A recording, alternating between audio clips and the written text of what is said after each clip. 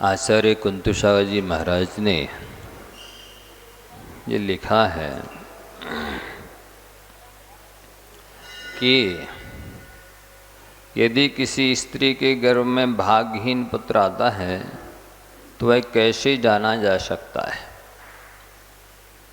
पहले से ही वो पुण्य नहीं लाया है, पाप लेकर के आया है, तो उसके जन्म लेते ही या गर्भ में आते ही उस परिवार में क्या स्थिति घटेगी, उसके माता पिता की क्या दशा होगी, ये भी पहले के लाए हुए पाप की उदय से होना शुरू हो जाता है। मतलब अभी उसने जन्म नहीं लिया, अभी वो माता के गर्भ में आया है, लेकिन यहाँ माता पिता को और परिवार को उसका फर्क पड़ने लग जाता है। ऐसा निमित्त नैमित्तिक संबंध है कि पुण्यात्मा जीव आएगा तो परिवार पर क्या प्रभाव पड़ेगा और पापात्मा जीव आएगा तो क्या प्रभाव पड़ेगा।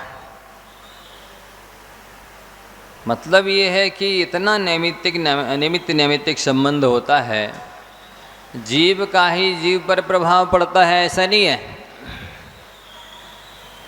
जीव का तो प्रभाव पड़ता ही है, जीव का अजीव पर भी प्रभाव पड़ता है। नेगेटिव भी पड़ सकता है और पॉजिटिव भी पड़ सकता है, दोनों तरह का प्रभाव पड़ता है। आप देखेंगे कि जैसे स्फटिक रखा है, उसके पास में आप लाल पीला नीला गुलाबी जैसा भी कमल रख देंगे, वो स्फटिक उसी रूप से दिखने लगेगा। ऐसा लगेगा जैसे एक स्फटिक ही इस कलर का है, जबकि स्फटिक का ओरिजिनल कलर ऐसा नहीं है। स्फटिक अपने आप में सफ़ेद है, ट्रांसपेरेंट है, बस इतना है। वो प्रभावित होता है, प्रभावित करता भी है, ध्यान देना। उसमें प्रभावित होने की भी क्षमता है और प्रभावित करने की भी क्षमता है। उसमें ही नहीं, प्रत्येक पदार्थ में प्रभावित होने की और प्रभावित करने की क्षमता रहती है। जैसे मान लो कि ये प्लास्टिक का कुर्सी है, अब यदि इसको अग्नि का संयोग मिल जाएगा तो ये पिघल जाएगा, और ठंडी पड़ेगी तो ये कड़ा और हो जाएगा, बहुत कड़ा हो जाएगा। तो इस तरह से प्रत्येक पदार्थ, जैसे ये पत्थर है, गर्मी पड़ेगी तो ये गर्म हो जाएगा, ठंडी पड़ेगी तो ये बहुत ठंडा हो जाएगा। गर्मी में ये अच्छा लगेगा आपको, ठंडी में यही अच्छा नहीं लगेगा।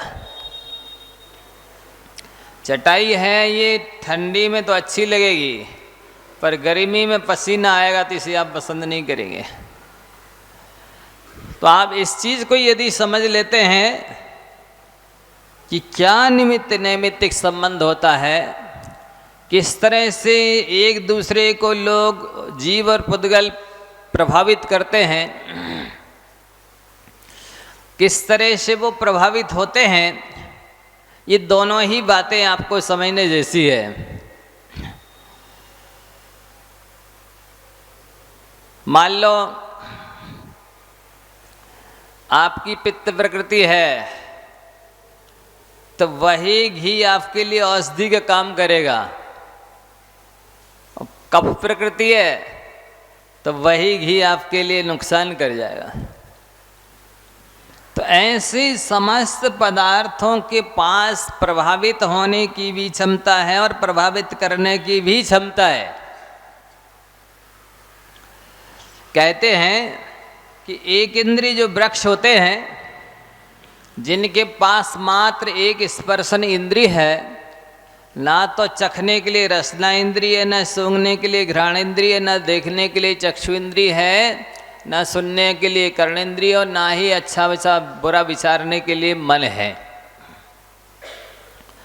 लेकिन वे एक इंद्रिय वृक्ष भी जहाँ पर पानी होगा उस ओर अपनी जड़ें ले जाएंगे, जहाँ पर धन गड़ा होगा वहाँ अपनी जड़ें ले जाएंगे।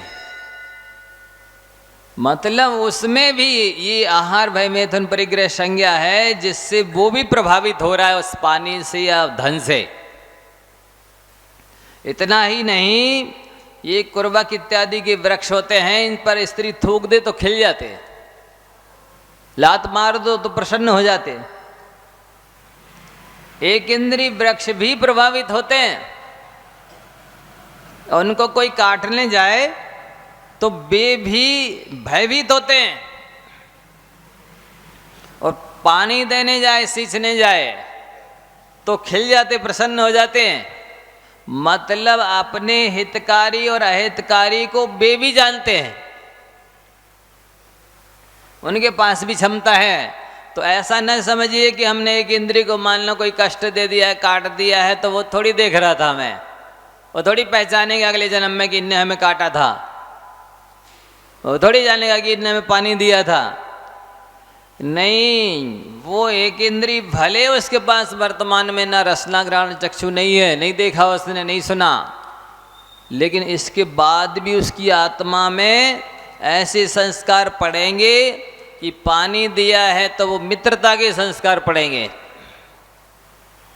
जब वो एक इंद्रिय वृक्ष पंचेंद्रिय पर्याय में आएगा तो आपका भी उपकार करेगा, और यदि आपने उसको काटा है, जलाया है, तो वो जब पंचेंद्रिय पर्याय में आएगा तो आपसे बदला लेगा। ये वृक्ष के पास ही नहीं, पृथ्वी के जीव में जो है, पृथ्वी का एक है उसमें भी ये क्षमता है, जल का एक है उसमें भी क्षमता है, अग्नि का एक है उसमें भी क्षमता है, और वायु का एक है उसमें भी क्षमता है कि मेरे साथ कौन कैसा व्यवहार कर रहा है। उनकी आत्मा उन संस्कारों को ग्रहण करती है, शत्रुता के और मित्रता के, उपकार के और अपकार के, दोनों प्रकार के संस्कारों को ग्रहण करते हैं ये। आप इसलिए ऐसा न समझे कि मैंने मान लो जल अनछना पानी फेंक दिया है, क्या फर्क पड़ता है। नहीं, वो भी बैर बांधेगा, उससे भी अशुभ कर्मों का बंध होगा। और ये चीज आप देखना चाहें, इनमें चारों कसाएं भी होती हैं और वे उसका उपयोग भी करते हैं। जैसे मान लो अग्नि है, उसके पास क्रोध है, वो जला देगी, उसके पास मान है, वो ऊपर को जाएगी, उसके पास मायाचारी है, वो छुपी रहती है कंडे में और आप पाँव रखोगे तो जला देगी। उसके पास लोभ है, आप जितना ईंधन डालते चले जाओगे सबको जलाती जाएगी, भस्मसात करती जाएगी, खाती जाएगी। जैसे उसमें चारों कसाएं हैं अग्नि में, वैसे ही पृथ्वी में भी, जल में भी, वायु में भी, वनस्पति में भी चारों कसाएं भी हैं, और उनका वो अपनी शक्ति के अनुरूप उस समय भी प्रयोग करते हैं। और चारों संज्ञाएं भी हैं। आहार संज्ञा है, हाँ, वो भी खाना चाहते हैं। भय संज्ञा है, वो भी भयभीत होते हैं। मैथुन संज्ञा है, उनकी भी कुशील संज्ञा होती है। आप देखेंगे कोई भी उसको आश्रय मिल जाएगा वो लिपट जाएंगे, जैसे लताएं वगैरह हैं वृक्षों में लिपट जाते हैं। उनके पास क्षमता नहीं है, उस तरह के अंगोपांग नहीं है कुशील सेवन करने के, लेकिन संज्ञा तो है मैथुन, इसलिए वो किसी न किसी रूप में उसका प्रयोग करते हैं। और परिग्रह संज्ञा भी है, वो ज़्यादा कुछ नहीं ग्रहण कर पाते तो पृथ्वी माने जो एटमॉस्फेयर से मिलने वाले, वातावरण से मिलने वाले जो वर्गणाएं हैं उनको खींचते रहते हैं। तो आपको ये बहुत महत्व की चीज ध्यान रखना है कि प्रत्येक जीव में शत्रुता के, मित्रता के संस्कार पड़ते हैं। आप जैसा उनके साथ व्यवहार करो। आप फालतू घूम रहे हैं, देख के नहीं चल रहे हैं, पृथ्वी का एक जीव तुम मर रहे हैं, वे आपसे बैर बांध रहे हैं। उसमें जो विकलांग त्रस जीव हैं वे भी बैर बांध रहे हैं। फालतू पानी फेंक रहे हैं, वे भी आपसे बैर बांध रहे हैं। निष्प्रयोजन अग्नि जला रहे हैं, लाइट जला रहे हैं, प्रयोग कर रहे हैं, वे भी आपसे बैर बांध रहे हैं। आपने स्विच ऑन किया है, आंखें भले ही नहीं उनके पास, लेकिन उनकी आत्मा ने देख लिया है ये किसने जलाया है।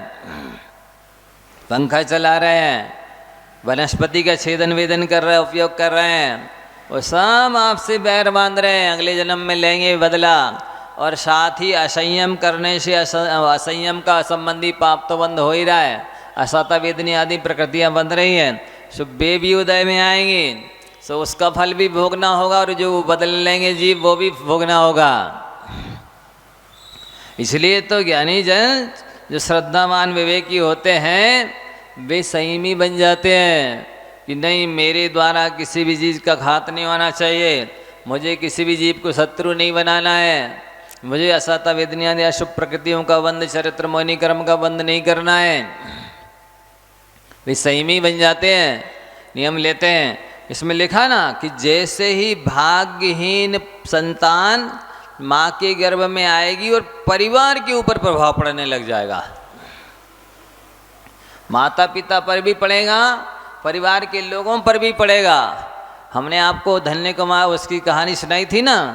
धन्य कुमार जैसे ही गर्भ में आया, उसके पिताजी मर गए, उसकी दादी मर गई, नानी मर गई, सारे कुटुंब के लोग मर गए।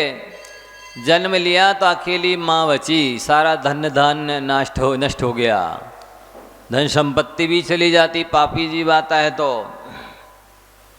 और पुण्यात्मा जीव आएगा, सारे लोगों को प्रसन्नता होगी, समृद्धि होगी, उसको तो हो गई जो जीव आया है, धन धान्य भी बढ़ने लग जाएगा अपने आप।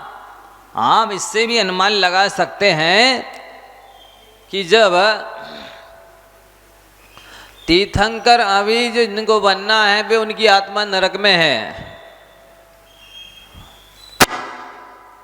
थोड़ा ऊंचा, हाँ, अभी नरक में है आत्मा, लेकिन 6 महीने पहले ही उनके पुण्य में इतनी ताकत है कि देवता लोग कोट बना देंगे, उसके प्रभाव पड़ने लगा उस जीव के ऊपर। और अभी नरक में है, 6 महीने पहले से जहाँ जन्म लेना वहाँ पर रत्नों की वर्षा होना शुरू हो जाएगी आत्मा के। उस आत्मा की तो चूंकि द्रव्य क्षेत्र काल भाव वहाँ का प्रतिकूल है, यथासंभव मिथ्या दृष्टि की अपेक्षा तो अच्छे रहेंगे। कहते ना कि सम्यक दृष्टि जीव की मोहि रीत लगत है अटापठी,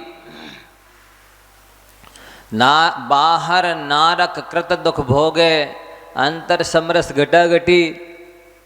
तो ये अंतर तो रहता है, वो समझ लेता है कि हमने पिछले जन्म में कर्म किए हैं तो मुझे वो भोगना है। जब सीता का जीव नरक में गया संबोधन करने के लिए रावण लक्ष्मण आदि के जीवों को, तो उपदेश देने से उनको सम्यक दर्शन हो गया और वह सीता का जीव ने लाने के लिए प्रयास करने लगा कि इनको निकाल ले चलें, तुम लोग बहुत दुखी हो यहाँ पर। लेकिन वैसे पिघला तवा इत्यादि कोई उठाए हाथों से तो वो तो गिर ही जाएगा नीचे, ऐसे उनके वो शरीर फिर फिसल गए, गिर गए नीचे। कई बार कोशिश की तो वो रावण के और लक्ष्मण के जीव स्वयं कहने लगे कि अब हमने पाप कर्म किए हैं तो हमें तो भोगने ही पड़ेंगे, आपने बहुत बहुत उपकार किया, हमें उपदेश देकर सम्यक दर्शन प्राप्त करा दिया। तो इस तरह से वो समझते हैं। फिर वहाँ 6 महीने और रहेंगे अभी, लेकिन इसके बाद भी यहाँ 6 महीने पहले से लेकर गर्भ में आ जाएंगे। 9 महीने वो 15 महीने तक देवों के द्वारा रत्न वृष्टि होगी। यही तो नैमित्तिक संबंध है। इस तरह से प्रभाव पड़ता है। तो यदि पापी जीव आया है गर्भ में तो उसका प्रभाव भी पड़ेगा माता पिता पर भी और परिवार पर भी। पुण्यात्मा जीव आया है तो उसका भी प्रभाव पड़ेगा परिवार पर भी, माता पिता पर भी, उस जीव पर भी। कर्म अचेतन होते हुए भी कैसा उसके अंदर सामर्थ्य पैदा हो जाता है, विचित्र। इस जीव को सुख या दुख देने की शक्ति आ जाती है। ऐसा न्याय कितना अद्भुत। शरीर की रचना देखो आप अपने, प्रकृति ने रचना की है, किसी मनुष्य ने नहीं बनाया। इस शरीर की रचना किसने की बताओ? कर्म अचेतन जड़ पौध के लिए प्रकृति ने की है ये रचना, लेकिन बिल्कुल जहाँ आंखें चाहिए वहीं बनाए, जहाँ नासिका चाहिए वहीं बनाए, जहाँ मुंह चाहिए कान चाहिए वहीं बनाए, जितने जिस स्थान पर जिस प्रमाण में चाहिए उतने ही बनाए। तो अब देखो अचेतन के पास भी क्या सामर्थ्य है, कैसा आर्किटेक्ट है वो, हाँ अद्भुत। ऐसी रचना की गई है कि आप मनुष्य भी ऐसा नहीं बना पाएगा। मनुष्य ने तो पहले देखा है बाद में बनाया। मान लो किसी लकड़ी का, पत्थर का या और मिट्टी का कोई बना रहे, पहले पुद्गल ने बनाया ये शरीर की रचना की, बाद में जीव ने देखकर बनाया। ऐसी सामर्थ्य पैदा हो जाती है उन अचेतन कर्म वर्गणाओं में भी कि वे भी सुखी और दुखी करते हैं, अनेक तरह की व्यवस्था और अव्यवस्था करती हैं। मैंने कहना चाहिए अंतराय भी करने की सामर्थ्य है और सहयोग करने की भी सामर्थ्य है। ऐसा निमित्त निमित्तिक संबंध होता है। इसलिए वर्तमान में आप भविष्य को उज्जवल बनाने के लिए बुद्धिपूर्वक ठीक से द्रव्य क्षेत्र काल का समायोजन करो, ठीक से व्यवहार करो, क्योंकि ये वर्तमान ही सच्चे मायने में भविष्य का निर्माण है। आप जैसा वर्तमान जियोगे वैसा ही भविष्य तैयार हो जाएगा। ऐसा नहीं है कि भविष्य कोई दूसरा बनाएगा, नहीं, आप ही अपने भविष्य के निर्माता हैं, अपनी भविष्य भाग्य के निर्माता हैं। आज कैसी सुविधा चाहिए, कैसी फैसिलिटी चाहिए, कैसी अनुकूलता चाहिए, कैसे लोग चाहिए आपको भविष्य में, ये आप अभी से निर्धारित कर सकते हैं। जितना अच्छा जीवन जियोगे भविष्य में वैसी सुविधाएं मिलने वाली हैं, वैसे ही लोग मिलने वाले हैं। आप ये मान के चलिए कि अभी तो आप जैसे ये वीडियोग्राफी हो रही है, अब ये रिपीट कैसे होगी, सेम जैसे एक्शन हम अभी कर रहे हैं, जिस ढंग से बोल रहे हैं सेम वैसा ही आप कभी भी देख लीजिए। यही स्थिति आपके चरित्र की भी होना है। एक एक समय की, मन की, वचन की, काय की जो आपकी चेष्टा है, विचार हैं, बोली बाणी है, सब बिल्कुल मतलब कहना चाहिए जैसे वो कार्बन कॉपी होती है उसकी तरह कहें, पेन ड्राइव की तरह कहें, मोबाइल की तरह कहें, लैपटॉप की तरह कहें, बिल्कुल सेम टेप रिकॉर्ड की तरह वैसे ही होता चला जा रहा है। इसलिए इस मनुष्य पर्याय का बहुत थोड़ा सा जीवन, प्रत्येक समय का आप सुधार लेंगे, प्रत्येक समय का जीवन आप चर्या चेष्टा को संभाल लेंगे, ये एक एक समय की चर्या चेष्टा का फल सागरों सागरों पर्यंत मिलना है। एक एक समय की चर्या चेष्टा का फल सागरों पर्यंत मिलना है। मैं व्यास के मिलना है, अनंत गुणा होकर के मिलना है, फलना है और फूलना है। इसलिए बंधुओं, वर्तमान के समय को, एक एक समय को संभालो, एक एक समय को सुधारो। मन की, वचन की, काय की चेष्टा अभी आपकी ही मानी जाएगी। वैसे ये मन वचन काय पौद्गलिक है, क्योंकि पुद्गल कर्म के निमित्त से रचना हुई है और परमानेंट नहीं है, पूर्व में भी नहीं थी, भविष्य में भी नहीं रहेगी। तो उसको ये अभी बैठ जाइए। हाँ, तो क्या कह रहे हैं, ये सारी की सारी चर्या चेष्टा पौद्गलिक है, लेकिन एकांत से पौद्गलिक नहीं कह सकते। क्यों नहीं कह सकते हैं? क्योंकि वो जीव के साथ लगी हुई है, आपकी कर्मोदय से मिली है और आपकी कर्मोदय से आपके साथ में है तो आपकी है। इसको जड़ की क्रिया कहना कितनी बड़ी अज्ञानता है। हाँ, जड़ की क्रिया ऐसे होती है, ये दीवार तो नहीं कर रही है ऐसी क्रिया, ये टेबल बेंच तो नहीं कर रही है ऐसी क्रिया जैसे हम कर रहे हैं, ये तो नहीं बोल रही जैसे हम बोल रहे हैं, ऐसे भोगों की इच्छा इसके अंदर तो नहीं हो रही जैसे हमारे अंदर हो रही। तो ये समझना चाहिए, इसको इस तरह कह देगा ना बहुत आगम विरुद्ध है, कितनी चर्या चेष्टाएं गिनाएं, कितनी आगम विरुद्ध कथन हो रहे हैं, जिसकी वजह से जीव स्वच्छंद हो रहे हैं, असंयमी हो रहे हैं, भोगी बन रहे हैं, क्योंकि भोगों से निर्जरा हो रही। एक तो जड़ मन एक ओर कह रहे जड़ की क्रिया है और दूसरी ओर कह रहे भोगों से निर्जरा हो रही। ये आगम परस्पर विरुद्ध कथन है। इसको समझने के लिए बहुत गंभीरता चाहिए बंधुओं। यहाँ लिख रहे स्पष्ट ही कि कोई भी भाग्यहीन पुत्र जब स्त्री के गर्भ में आता है तो आप इसको कैसे पहचानेंगे। देखो, जब कोई पुत्र किसी माता के गर्भ में आवे और उसके आते ही माता पर अनेक आपत्तियां आ जाएं,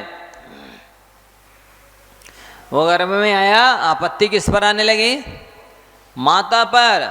निमित्त निमित्तिक संबंध तो है ही, साथ ही माता के भी पाप का उदय रहता है और उस पुत्र के भी पाप का उदय रहता है, पर उस पुत्र के निमित्त से इसकी पाप कर्म का उदय आ जाता है। निमित्त वो पुत्र बनता है तो अनेक आपत्तियां आ जाती हैं, अनेक विपत्तियां आ जाती है, अथवा पिता की बुद्धि विपरीत हो जाए। देख लो,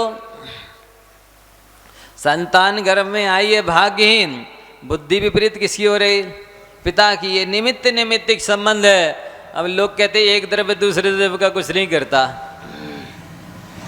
बताइए, लिख रहे नहीं शास्त्रों में कि भाग्यहीन संतान गर्भ में आएगी और पिता की बुद्धि विपरीत हो जाएगी। अब वो उस द्रव्य ने इस द्रव्य का किया कि नहीं कुछ किया? अरे कुछ नहीं किया, लेकिन निमित्त तो बना। हाँ, ये है, इसका मतलब ये था कि एक द्रव्य दूसरे द्रव्य का कुछ नहीं करता, कि जीव कभी पुद्गल नहीं बनता, पुद्गल कभी जीव नहीं बनता, अथवा एक आत्मा दूसरे आत्मा रूप नहीं होगा, दूसरा आत्मा इस आत्मा रूप नहीं होगा। लेकिन इसका मतलब कुछ भी निमित्त निमित्तिक संबंध नहीं है, ऐसा नहीं है।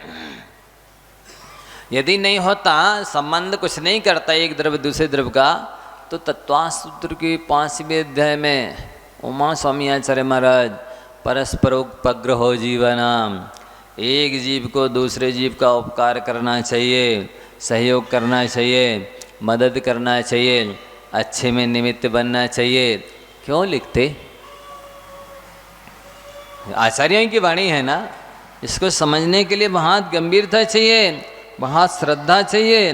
तो ये लिख रहे हैं कि माता पर या पिता पर भाग्यहीन संतान के गर्भ में आते ही विपत्तियां आ जाएंगी या बुद्धि विपरीत हो जाएगी, और माता पिता दोनों की बुद्धि अभक्ष भक्षण करने में लग जाएगी। देख लो, अब ऐसा ना हो, इसके लिए क्या करना चाहिए? अज्ञान से प्रमाद से पिछले जन्मों में कर्म बांध लिए, तो उसके लिए ऐसा करना चाहिए, अपनी पुण्य की पलड़ी को भारी करना चाहिए, दान पूजा इत्यादि करके, स्वाध्याय तप त्याग करके उन कर्मों को पुण्य रूप परिणमाना चाहिए। जो पिछले जन्मों में अज्ञान प्रमाद से बांधे हैं, वे कर्म सारे के सारे पुण्य रूप परिणमा जाएंगे। लेकिन कब परिणमेंगे? जब आपकी उत्कृष्ट श्रद्धा विशुद्धि एकाग्रता होगी, तब त्याग होगा। यदि मध्यम है तो मध्यम रीति से परिणमेंगे, यदि जघन्य है तो जघन्य रीति से परिणमेंगे, थोड़े परिणमेंगे। यदि उत्कृष्ट श्रद्धा विशुद्धि एकाग्रता है, तब त्याग है, तो वो पूरा का पूरा पाप पुण्य रूप परिणमा जाएगा। तो ये अभी आप जब तक कर्मोदय में नहीं आया, तब तक तो आपका वश चल सकता है। जब तक कि कर्मोदय में नहीं आया, तब तक आपका वश चल सकता है। लेकिन जैसे ही कर्म उदय में आ गया, तो समझ लीजिए कि फिर आपको भोगने के लिए बाध्य होना ही पड़ेगा। अब उस समय भी एक उपाय है कि तीव्र पाप कर्म का भी उदय आ जाए, लेकिन उस समय आपने समता रखी, सहनशीलता रखी, शांति रखी, आत्मा परमात्मा का स्मरण करते रहे, तब फिर वो फल दे करके हमेशा के लिए आपसे विदा हो जाएगा। नया कर्म नहीं बंधेगा, उस समय ये अंतर होगा। कर्मोदय आने पर फल तो भोगना पड़ा, लेकिन समता रखी तो आगे के लिए नया कर्म नहीं बंधा। और यदि वो फल भी नहीं भोगना है तो क्या कर लो, फिर तपस्या करनी होगी, तो वो कर्म फिर बिना फल दिए आत्मा से अलग हो जाएंगे। ये करना पड़ता है। ये कर्म कैसे करें, कर्मों की प्रक्रिया क्या है, इस कर्मबंध की प्रक्रिया को लोग नहीं समझते हैं। इसलिए जो जी में आता है, मन में आता है, करते रहते हैं। फल थोड़ी छोड़ देगा कर्म अपना फल, तो वो सच्चा न्यायाधीश है, पक्का न्यायाधीश है। यहाँ मध्यलोक में तो भले कोई पक्षपात कर ले, भाई भतीजावाद हो जाए, यहाँ पर कोई घूसखोरी हो जाए, यहाँ पर अन्यथा प्रणमन हो जाए, कर दे कोई, लेकिन कर्म का न्याय सच्चा और पक्का है। उसमें किसी भी तरह की घूसखोरी, भाई भतीजावाद या किसी भी तरह का पक्षपात, जातिवाद, संधवाद, पंथवाद कुछ भी नहीं होता। चाहे राजा हो, चाहे रंक हो, चाहे सामान्य मनुष्य हो, चाहे तीर्थंकर भी क्यों ना हो, उनको भी कर्म का फल भोगना ही पड़ेगा। आप लोग पढ़ते भी हैं ना, तीर्थंकर भी नहीं बचे हैं अंतराय फल पाने से, मित्र अरी हो जाएं जगत में अशुभ कर्म के आने से। जब अशुभ कर्म आता है तो जल से गलता, रवि से जलता कमल जगह छुट जाने से। जो कमल है जब तक नाल से जुड़ा था तब तक उस कमल को ना पानी गला पा रहा था, ना सूरज जला पा रहा था। देखा आपने, तालाबों में, सरोवरों में कमल रहते हैं, पानी में रहते हैं, लेकिन और सूरज उदित रहता है, फिर इसके बाद भी कमल नहीं जलते हैं और ना गलते हैं पानी से। लेकिन जैसे ही टूटा और पानी में गिरा, अब पानी गलाने लगेगा और सूरज जलाने लगेगा। इसी तरह से मित्र अरी हो जाए जगत में अशुभ कर्म के आने से। अशुभ कर्म आया उदय में, इधर बाहर में प्रक्रिया चालू, जो मित्र था वो शत्रुता का काम करने लग गया, शत्रु बन गया। जैसे आपने वहाँ पर पेन ड्राइव लगाई मशीन में और स्क्रीन पर आपको चित्र दिखने लग गए। पेन ड्राइव वहाँ लगी है, चित्र कहाँ दिख रहे, बाहर स्क्रीन पर। इसी तरह से कर्म रूपी पेन ड्राइव यहाँ लगी है आत्मा में। उसका जैसे ही उदय आया और यहाँ पर चित्र विचित्र दिखने लगे। ऐसा विचित्र सिस्टम है। इसलिए बंधुओं, हमारा आपसे कहना है कि आप अभी भी गुंजाइश है, क्या की गुंजाइश है, पिछले जन्म में बांधे कर्मों को और इस अभी तक के जन्म से लेकर के आज तक के बांधे हुए कर्मों को, पाप कर्मों को पुनरुप प्रणमाने की क्षमता है। उसका फल, बुरे कर्मों का फल अच्छे रूप में भोगने की कैपेसिटी आपके अंदर है। कब? जब अच्छी श्रद्धा, विशुद्धि, एकाग्रता से। ऐसा लिखा भगवती आराधना में पढ़ रहे थे, अनादि काल के बंधे हुए कर्म, अनंत संसार जो भी आपका बाकी है, सम्यक दर्शन होते ही एक समय में पूरे कर्म खत्म हो जाते हैं। अनंत भवों में बांधे हैं, अनंत कर्म बांधे हैं, लेकिन मेरे सारे के सारे कर्म बिल्कुल सच्ची श्रद्धा होते ही, देवशास्त्र गुरु के प्रति समर्पण जागृत होते ही सारे कर्म खत्म हो जाते हैं, सारे पाप पुनरुत्पन्न कर जाते हैं। कैसी ताकत है, हैं? देवशास्त्र गुरु के प्रति श्रद्धा सच्ची और पक्की जाग जाए, भक्ति जाग जाए, समर्पण जाग जाए, कि श्रद्धा के लिए से क्या होता, अरे श्रद्धान करने मात्र से असीमित अनंत संसार, शुल्क प्रमाणम, जो मान लो समुद्र बराबर संसार था, अब वो चुल्लू बराबर, अंजुली बराबर बचा। ऐसी ताकत है। एक समय लिखा मात्र, एक समय में श्रद्धा जागते ही पूरा अनंत संसार खत्म हो जाता है, अनंत जन्मों के बांधे पाप बिना फल दिए खत्म। सम्यक दर्शन नहीं होता तो उन सबको फल देना था, उदय में आना था, आपको रुलाना था, दुखी करना था, अशुभ कर्मों के फल को भोगने के लिए बाध्य करना था। लेकिन उन्होंने श्रद्धान मात्र से धारणा समीचीन बने, मान्यता सही हुई, आपकी थिंकिंग, आपकी सोच बदली कि उन कर्मों में फल देने की क्षमता खत्म।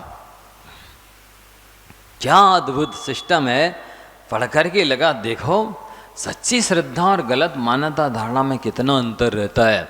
व्यक्ति की सोच बदल देना, वास्तव में उसमें ये भी लिखा शास्त्रों में, भगवती आराधना में, कि जहाँ पर ज्ञानी वैरागी साधु नहीं उपदेश देने वाले, वहाँ अधर्म है, वहाँ अनंत संसार है, वहाँ भ्रम है, वहाँ दुख है। जहाँ पर सच्चे ज्ञानी वैरागी साधु हैं उपदेश देने वाले, वहाँ तो खुशहाली होती है, सुख शांति होती है, अनंत परिवर्तन आता तुरंत। जैसे यहाँ पर घनघोर अंधकार छाया है, लाइट जलाते एकदम पूरा बिल्कुल जगमग हो जाता है, सब कुछ दिखने लग जाता है। ऐसे ही जहाँ विपरीत श्रद्धान दूर हुआ, कि अपने आप अंदर में समीचीन श्रद्धान के जागृत होते ही आनंद छा जाता है, बरस जाता है बंधुओं। तो इसलिए यहाँ लिखा है कि भाग्यहीन संतान गर्भ में आएगी तो तुरंत ही माता को विपत्तियाँ शुरू हो जाएंगी आना, पिता की बुद्धि विपरीत हो जाएगी, माता पिता दोनों ही अभक्ष भक्षण करने लग जाएंगे। देखो जरा कितना प्रभाव। अभी अंतर्मुहूर्त हुआ, मान लो उस जीव को आए हुए गर्भ में, और दशा यहाँ क्या हो गई। आप तो अंतर्मुहूर्त की वैल्यू नहीं समझते। एक समय में लोक के अंत में रहने वाला जीव, जीवाणु या पुद्गलाणु 14 राजुगमन कर सकता है। एक समय में 70 कोड़ा कोड़ी सागर की स्थिति मिथ्यात्व की बन सकती है, 40 कोड़ा कोड़ी सागर चारित्र मोहिनी कर्म की स्थिति बन सकती है।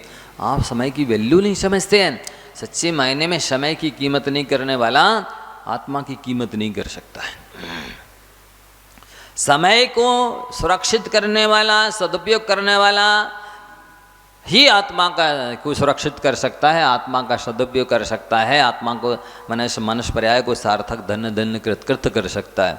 और आगे लिख रहे हैं, माता पिता अभक्ष भक्षण करने लग जाएंगे, अन्याय करने लग जाएंगे, और दोनों की बुद्धि ऐसे निकृष्ट कार्यों में लग जाएगी कि जिससे उनको दुर्गति भोगनी पड़ेगी। सोच लो, अभागा पुत्र आया है और इनके ऐसे भाव हो गए, भाव ही नहीं हो गई, चर्या भी बदल गई, चेष्टा भी बदल गई, मानसिकता भी बदल गई, खान पान भी बदल गया। ऐसा निमित्त नैमित्तिक संबंध होता है। इसलिए कर्म तो बांधे ही है, पक्का है, जन्म जन्मांतरों में अज्ञान से प्रमाण से। अब उन कर्मों को यदि उनका फल नहीं भोगना है तो तुरंत तब त्याग करना चालू कर दो, जिससे वो पाप पुण्यरूप परिणमन कर जाए, उनका फल हमें ना भोगना पड़े। अन्यथा बहुत बुरी दशा कर देते हैं कर्म, और ऐसे निकृष्ट कार्यों में लग जाते हैं जिससे कि उनकी अनंत संसार बढ़ जाता है। ये चिन्ह समझ लेना, इसके गर्भ में भाग्यहीन पुत्र आया है। भाग्यवान पुत्र आएगा तो सब उनके दान देने के भाव होंगे, तीर्थ यात्रा करने के भाव होंगे, पूजा पाठ करने के भाव होंगे, स्वाध्याय करने के भाव होंगे, अच्छे अच्छे भाव होंगे। समझ लेना इसके गर्भ में भाग्यशाली संतान आई है, ऐसा समझने आता है। इसलिए बंधुओं, अभी भी आपको सचेत किया जा रहा है कि आप अपने पिछले किए हुए कर्मों को नहीं भोगना चाहते हैं, तो आपके पास शक्ति है, बुद्धि है, अनुकूलता है, आपको देवशास्त्रों का समागम मिला है। इनके निमित्त से अपने कर्मों को बदल लो, और बदलने में आज तो आप पूरी तरह स्वतंत्र हैं।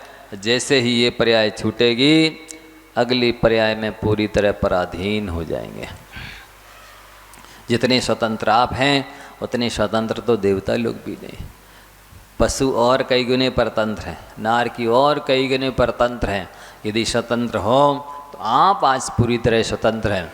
प्रकृति के सारे नियम हैं कि यदि पूरब दिशा से सूरज उगना है तो कोई भी ऋतु हो, कोई भी काल हो, वहीं से उगेगा। पश्चिम में अस्त होता है तो कोई भी ऋतु हो, कोई भी काल हो, वहीं अस्त होगा। 4 महीने गर्मी के हैं तो चौथे काल में भी थे, आज भी हैं। बरसात चौथे काल में भी 4 महीने होती थी, आज भी है। ठंडी 4 महीने होती, आज भी होती है।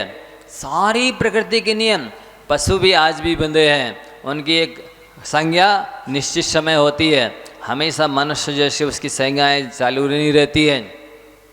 लेकिन भाग्य से आपका जन्म हुआ है, मरण भी भाग्य से होगा, लेकिन जीवन कैसे जीना है ये आपके पुरुषार्थ पर पूरी तरह से निर्भर करता है, डिपेंड करता है। जीवन जीने के लिए आप पूरी तरह स्वतंत्र हैं। आप चाहें कई बार खाएं पिए, आप चाहें एक बार खाएं, उपवास करें, आप चाहें अभक्ष खाएं, आप चाहें तो भक्ष खाएं, आप चाहें तब त्याग करें, आप चाहें भोगों को भोगें, पूरी तरह स्वतंत्र हैं। और इतनी स्वतंत्रता है, मान लो शरीर से नहीं कर पा रहे तो वचन से कर सकते हो, फिर भी पुण्य अर्जित कर सकते हो। वचन से नहीं कर पा रहे, आप अनुमोदन करते रहिए और भावना बहाते रहिए। कब धन्य सो अवसर पाऊँ जब निज में ही रम जाऊँ, ऐसी भावना भा करके भी अपने संसार को, जैसे भावना भाव नाशनी भी होती है और भावना भाव वर्धनी भी होती है। अच्छी भावना भाएंगे, भाव का नाश होगा, बुरी भावनाएं भाओगे, भाव का वर्धन होगा। अच्छी नीति है, बैर कब मिटता है? बैर बदला लेने से नहीं, बदल जाने से और बदल देने से मिटता है। बैर बदला लेने से, यह बैर न बैर मिटाता है, यह बैर निरंतर प्राणी को भाव सागर में भटकाता है। यदि भाव सागर में नहीं गोते लगाना, नहीं भटकना है तो स्वयं बदल जाओ और सामने वाले को बदल दो। सामने वाले पर हमारा क्या बस है? हमारे क्या, हमने 100 बार क्षमा मांग ली बनी मानता है? अरे भाई, आत्मा का धर्म शास्त्रित है, स्वाधीन है। आप तो क्षमा मांगते रहिए, क्षमा कर दीजिए। अब आपको तो संसार घट गया, आपका तो खत्म हो गया कर्म, वो नहीं कर रहा तो उसका फल वो भोगेगा। पारसनाथ ने क्षमा किया और कमठन ने नहीं किया तो पारसनाथ को तो केवल ज्ञान हो गया। अब कमठन ना करे तो ना करे, करता रहे उपसर्ग, बाद में तो उसको आके समोषण में बैठना ही पड़ेगा। बाद में आके तो दिव्यधनी सुन के वो सुधर ही जाएगा। आप तो सुधर जाइए, आप अपना ठेका ले लीजिए, बस कल्याण हो जाएगा। दूसरी एक बस समय पूरी कर रहा हूँ। हृदय में स्थित प्रेम वचनों के द्वारा उजागर करना आवश्यक है। जैसे कि आपकी जेब में पैसे हैं, पैसे में आप जेब में हैं, लेकिन जेब में रहने मात्र से काम नहीं बनेगा। जैसे उन पैसों को जेब से निकालना बाहर आवश्यक है, तभी आपके पास कोई चीज़ आएगी। उसी प्रकार से हृदय में स्थित जो प्रेम है उसको वचनों के द्वारा अभिव्यक्त करना जरूरी है, तभी सामने वाला समझेगा कि आप हमारे प्रति क्या आत्मीयता रखते हैं। इसके बिना वो नहीं जागृत होता है। तो आप शब्द कहने से चूके नहीं। समय से दिया गया धन्यवाद भी करोड़ों रुपयों से ज़्यादा कीमती होता है। समय पर दिया गया धन्यवाद भी करोड़ों रुपयों से ज़्यादा कीमती होता है। इसलिए आप किसी के सुख में पूछने ना भूलें, दुख में पूछना ना भूलें। कैसा है स्वास्थ्य, अनुकूलता तो है और सब ठीक तो है, हम हैं, चिंता नहीं करना, इत्यादि शब्द बोलना बहुत महत्व रखता है, मायना रखता है। सामने वाले को लगता है कोई तो है हमारा, भले आप काम आए या नहीं, पर बोल देने से बहुत कुछ हल्का हो जाता है, निश्चिंतता आ जाती है, संबल मिल जाता है। तो इतना आप अवश्य करें। सलाह के साथ साथ सहयोग देना ना भूलें, यह आपका कर्तव्य है।